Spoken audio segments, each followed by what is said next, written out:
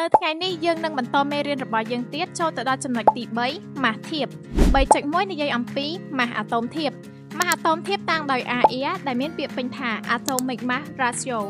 ជាទូទៅម៉ាស់អាតូមធៀបនៃធាតុមួយគឺជាផលធៀបមធ្យមរបស់អាតូមនៃធាតុនោះជាមួយនឹង1/12 ម៉ាស់អាតូមកាបូន12ចំណាំ AR ជាចំនួនគ្មានខ្នាតទេឧទាហរណ៍ម៉ាស់អាតូមធៀបរបស់អុកស៊ីហ្សែនដោយម៉ាស់មធ្យមរបស់អាតូមអុកស៊ីហ្សែនស្មើ16ក្រាមក្នុង1ម៉ូលហើយម៉ាស់មធ្យមរបស់អាតូមកាបូនស្មើ12ក្រាមក្នុង1ម៉ូលដូចនេះយើងអាចចំនួនចូលក្នុងរូបមន្តខាងលើបានហើយចម្លើយដែលយើងទទួលបានពីការគណនាគឺម៉ាស់អាតូមធៀបរបស់អុកស៊ីហ្សែនស្មើ16បន្តទៅទៀតនេះចូលទៅកាន់ចំណុច 3.2 ម៉ាស់ម៉ូលេគុលធៀបម៉ាស់ម៉ូលេគុលធៀបតាំងដោយ MR ដែលមកពីពាក្យពេញ Molecular Mass Ratio ម៉ាស់ម៉ូលេគុលធៀបរបស់សារធាតុមួយគឺជាផលធៀបម៉ាស់ម៉ូលេគុលមធ្យមរបស់សារធាតុនោះជាមួយ1/12 ម៉ាស់អាតូមកាបូន12 MR ជាចំនួនគ្មានខ្នាតទេចំណាំចំពោះការអនុវត្តម៉ាស់ម៉ូលេគុលរបស់ម៉ូលេគុលមួយអាចគណនាតាមផលបូកនៃម៉ាស់អាតូមធៀបនៃធាតុបង្កក្នុងម៉ូលេគុលនោះពលគឺបងប្អូនមិនចាំបាច់គណនាទៅតាមរូបមន្តនោះទេគឺបងប្អូនគ្រាន់តែធ្វើការបូកម៉ាស់អាតូមធៀបនៃធាតុបង្កនីមួយៗក្នុងម៉ូលេគុលតែប៉ុណ្ណោះឧទាហរណ៍គណនាម៉ាស់ម៉ូលេគុលធៀបរបស់ទឹកH2O ដោយម៉ាស់អាតូមធៀបរបស់អ៊ីដ្រូសែនស្មើ1ម៉ាស់អាតូមធៀបរបស់អុកស៊ីហ្សែនស្មើ16ធ្វើការគណនាតាមផលបូកម៉ាស់អាតូមធៀបនៃធាតុបង្ក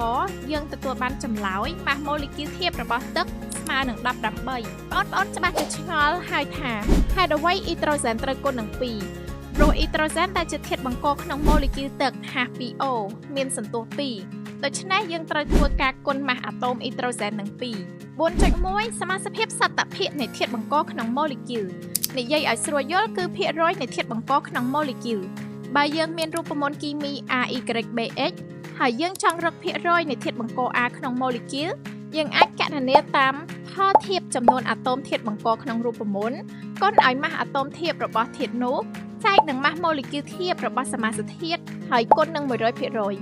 ឧទាហរណ៍គណនាសមាសភាពសត្តភាគនៃធាតុបង្កក្នុងម៉ូលេគុលទឹក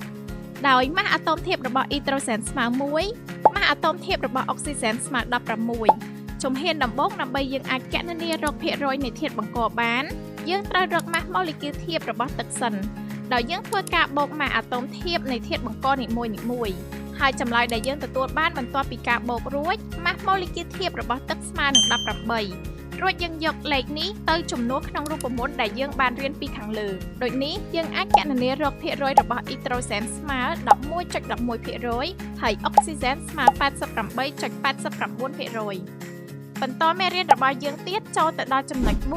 4.2 គណនាម៉ាស់នៃធាតុបង្កក្នុងសមាសធាតុមួយម៉ាស់ធាតុបង្កស្មើនឹងផលធៀបចំនួនអាតូមធាតុបង្កក្នុងរូបមន្តគុណឲ្យម៉ាស់អាតូមធៀបរបស់ធាតុនោះចែកម៉ាស់ម៉ូលេគុលធៀបរបស់សមាសធាតុរួចគុណនឹងម៉ាស់ភាគសំណាឧទាហរណ៍គណនាម៉ាស់តុងដែងដែលមានក្នុង32ក្រាមនៃតុងដែងសូលផាត CuSO4 ដោយម៉ាស់អាតូមធៀបរបស់អុកស៊ីហ្សែនស្មើ16ម៉ាស់អាតូមធៀបរបស់ស្ពាន់ធម៌ស្មើ32ម៉ាស់អាតូមធៀបរបស់តុងដែងស្មើ64ជាដំបូងយើងត្រូវរកម៉ាស់ម៉ូលេគុលធៀបរបស់តុងដែងសូលផាតដោយធ្វើការបូកម៉ាស់អាតូមធៀបនីមួយៗចូលគ្នាហើយចម្លើយដែលយើងទទួលបានគឺ160ហើយម៉ាស់ភាគសំណាក់ដែលគេឲ្យស្មើ32ក្រាមរួចធ្វើការចំនួនចូលទៅក្នុងរូបមន្តរបស់យើងនឹងទទួលបានម៉ាស់នៃធាតុបង្កតុងដែងស្មើ 12.8 ក្រាម